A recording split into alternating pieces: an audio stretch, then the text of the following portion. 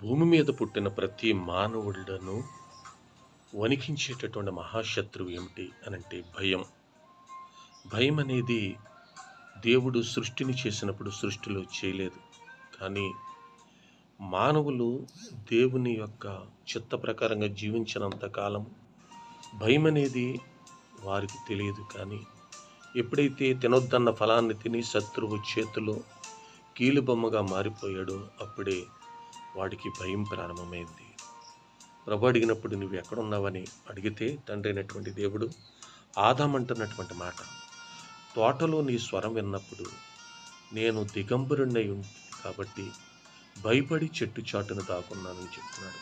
కాబట్టి భయం అనేది సృష్టిలో దేవుడు చేయకపోయినా మధ్యలో దుష్టుని ద్వారాగా వచ్చి ప్రతి మానవుడను కబలిస్తూ వణికిస్తున్నటువంటి ప్రధాన శత్రువు భయం. భయం అనేది పసిబిడ్డల మొదలుకొని యవనస్తులైన, పెద్దలైన, వృద్ధులైన భూలోకంలో పుట్టిన సకల మానవులకు మనశ్శాంతిని లేకోకుండా వణికించేటటువంటి మహాశత్రువే భయం.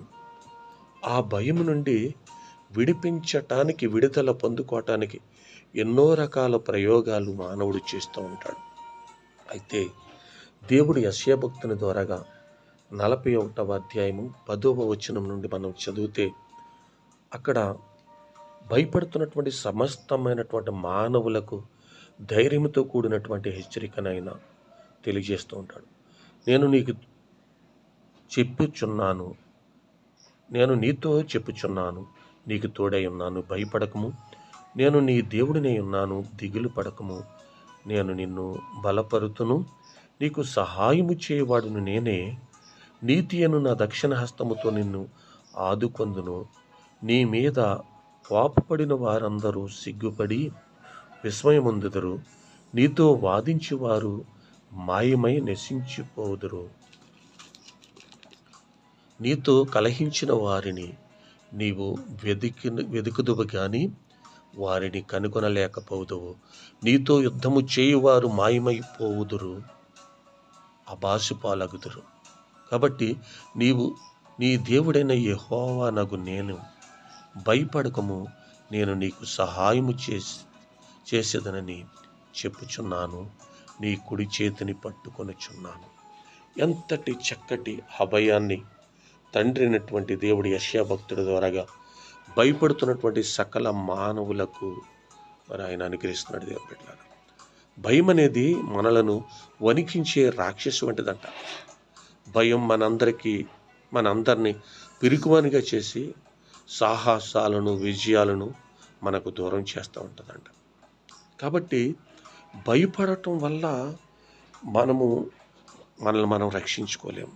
కాబట్టి మనకు కలిగినటువంటి భయాలన్నిటి నుండి విడిపించటానికి నేనున్నానని ప్రభు ఈ యొక్క లేఖనం ద్వారాగా మనతో మాట్లాడుతున్నాడు. దేవుని బిడ్డలారా, కాబట్టి క్రైస్తవుడిగా ఉన్నటువంటి మనము భయపడవలసినటువంటి పని లేదు. క్రైస్తవుడు ఎప్పుడు కూడా ఒంటరివాడు కాదు.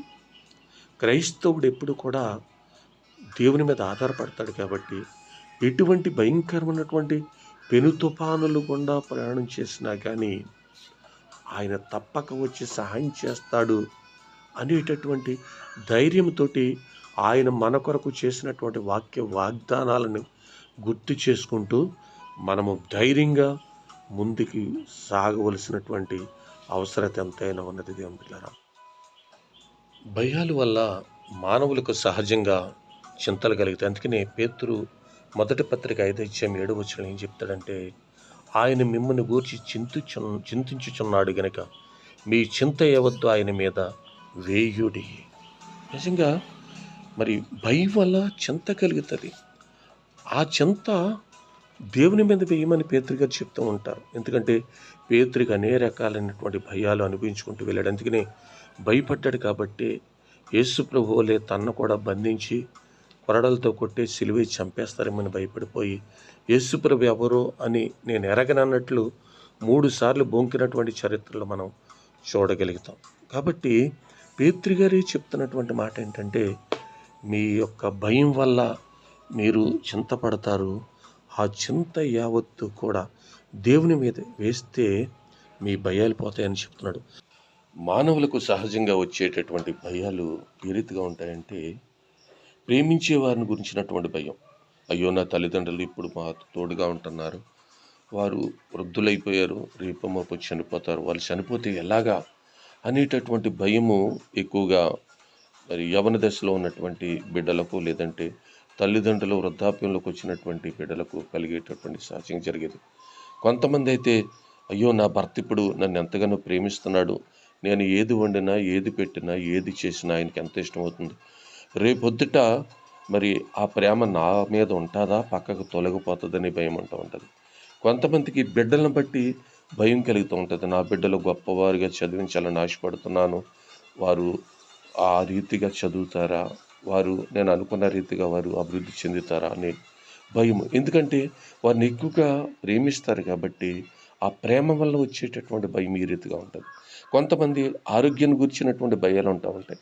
నా తోటి వారికి ఆల్రెడీ అప్పుడే షుగర్లు, బీపీలు వచ్చేసినాయి. ఇంకా ఏవేవో థైరాయిడ్ వచ్చేసింది. నాకు కూడా వచ్చేస్తదా అనేటటువంటి భయము. అదే వయసులో ఉన్నాను. వాళ్ళతోటే కలిసి చిన్నప్పటి నుంచి ఆడుకున్నాను, పాడుకున్నాను. ఇప్పుడు వారు ఆ వ్యాధితో మంచమెక్కారు. నాకు కూడా అదే పరిస్థితి వస్తదేమో అనేటటువంటి భయం. అప్పటికి అతనికి అది లేకపోయినా కానీ ఆ భయం వెంబడిస్తూ ఉంటుంది. ఇంకా కొంతమందికైతే ఆర్థిక భద్రతను గురించినటువంటి భయం. నా స్నేహితుడికి కొన్ని లక్షలుండేవి, కొన్ని కోట్లుండేవి. అవన్నీ కూడా ఒకళ్ళు ఎత్తుకుపోయారు. అదే పరిస్థితి నాకు వస్తదేమో. కాబట్టి నేను సంపాదించిన దానికి మరి భద్రత ఎలాగొస్తది అనేటటువంటి భయము. కొంతమంది ప్రజలను గురించినటువంటి భయం ఉంటుంది. కొంతమంది ప్రజల మధ్యకి వెళ్ళటానికి భయము. వారు నా వైపే చూస్తున్నారు, నా గురించి ఆలోచించుకుంటున్నారు, నా మీదే కుట్రలు పన్నుతున్నారు అనేటటువంటి భయము. మనుషుల్లో కలవటానికి ఇష్టముండదు. ఒంటరిగా ఒక చోట మూల కూర్చొని ఏదేదో ఆలోచించేస్తూ ఉంటారు కొంతమంది. ప్రజలను గురించినటువంటి భయం. ఇంకా కొంతమందికి అయితే జయాపజయం గురించినటువంటి భయం. కొంతమంది చూడండి, ఈ యొక్క రాజకీయవేత్తలు ఈ దినాన్ని వీళ్ళందరూ కూడా నాకు ఓట్లేసి గెలిపించారు, మరి రేపటి దినాన్ని నన్ను గెలిపిస్తారా? లేదంటే నేను ఈ ఎగ్జామ్ రాస్తాకి వెళ్తున్నాను, ఇందులో నాకు జయం వస్తుందా? లేదంటే నేను వ్యాపారం చేస్తున్నాను, అందరూ నాకంటే ముందుకు వెళ్ళిపోయి నన్ను తొక్కేస్తారేమో అనేటటువంటి జయాపజయాలు గురించినటువంటి భయాలు కూడా ఉంటాయి. కొంతమందికి ఉంటాయి. కొంతమంది మరణాన్ని గురించినటువంటి భయాలు ఉంటాయి. చాలామంది తన తోటి స్నేహితులు, తన తోటి వారే, మరి వారికంటే చిన్నవారే చనిపోతున్నటువంటి సమయంలో నేను కూడా చనిపోతానేమో అనేటటువంటి భయం. కాబట్టి ఇవన్నీ కూడా మనుషులలోనికి దుష్టుడు ప్రవేశపెట్టేటటువంటి భయాలు. దేవుని బిడ్డలారా, 139వ కీర్తన 17వ వచనంలో చెప్తాడు, తల్లి గర్భములో నేను పిండమనై ఉండగానే నా కాలగతులను నీ జీవ గ్రంథములో లిఖితములాయను అని వ్రాస్తూ ఉంటాడు అక్కడ. భయపడటం వల్ల మనం మూరుడు ఎక్కువ చేసుకోలేము, కొంచెం ఫైట్ అయిపోలేము, లేకపోతే పొట్టువాళ్ళం అయిపోలేము. దేవుడు మనకు మన జీవిత కాలంలో ఏ క్షణమునకు ఏమి జరగాలో అవన్నీ కూడా ఆయన రాసేసాడు. అది తెలుసుకోకుండా మనిషి మనకు వస్తున్నటువంటి ఆలోచన ప్రకారంగానే భయపడిపోతూ ఉంటాడు. కాబట్టి మనము భయము నుండి తొలగాలి అనంటే దేవుని యొద్ద మనల గురించి మనము విచారణ చేయాలి.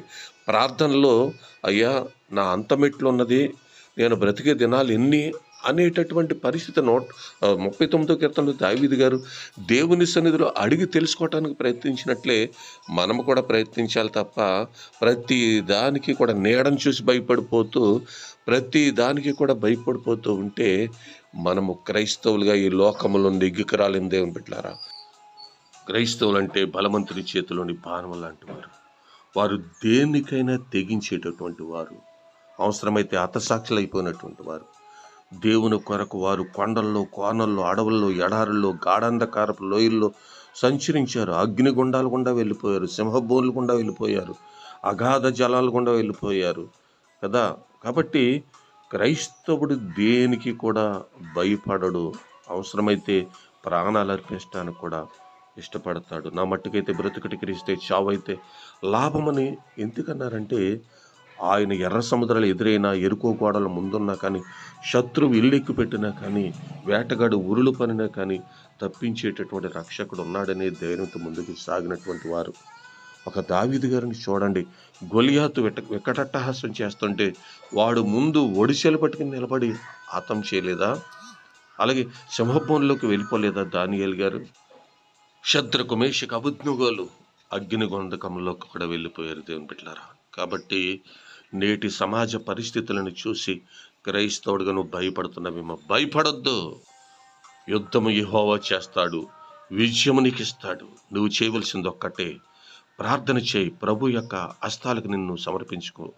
యాయీరు ప్రభు దగ్గరికి వచ్చాడు. గుడ్డివారు, కుంటివారు, మోగవారు, చెవిటివారు, అవుటివారు భయపడకుండా ప్రభువుకు మొర్రపెట్టి గొప్ప దీవెనలు పొందుకున్నారు, గొప్ప అభయాలు పొందుకున్నారు. కాబట్టి క్రైస్తవుడు దుష్టిని భయపెట్టేవాడుగా ఉండాలి తప్ప భయపడకూడదు. ధైర్యం కలిగి ఉందమట్టి రీతిగా సర్వశక్తివంతుడు సహాయం చేసి నడిపించునుగా. యేసయ్య, భయపడుతున్నటువంటి నీ బిడ్డలను ఆయన విడిపించమని యేసు నామములో అడుగుతున్నాము తండ్రి.